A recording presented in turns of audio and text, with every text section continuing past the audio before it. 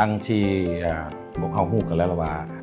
หลายประเทศก็ได้มีการนำใช้นโยบายต่างๆในการดึงดูดการลงทุนต่างประเทศหรือว่าเขาเรียกว่า FDI เพื่อสุดโยงการเติบโตเศรษฐกิจพวกเขาสิเห็นได้ว่าหลายๆประเทศก็ได้นำใช้มาตรการเนาะหรือว่านโยบายยกเว้น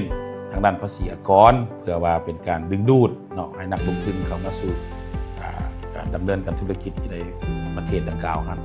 ถึงใดก็ตามนโยบายดังกล่าวมันก็มีข้อได้ข้อเสียสำคัญและก็แม่นพวกเขาเห็นว่าในทั่วโลกนี้จะเห็นว่าพวกเขามีการสูญเสียจากการยกเว้นนี่ประมาณ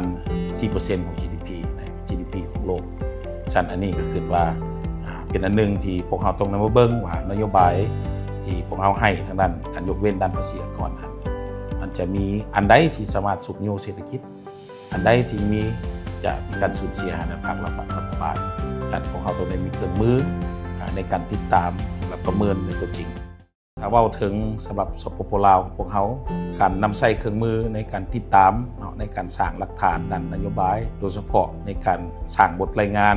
การวิเคราะห์วิจัยการสูญเสียด้านภาษีอากรเห็นว่าเป็นสิ่งที่สำคัญหลายสำหรับพวกเราเพื่อว่าพวกเขาเห็นอะไรพวกเขาจะสามารถตีราคาได้ถึงมูลค่าการสูญเสียรายหับจากงบประมาณจากการยกเว้นหรือว่าการให้นโยบายด้านภาษีอากรในระยะผ่านมาของพวกเขาโดยเฉพาะอยู่ในโครงการลงทุนขนาดใหญ่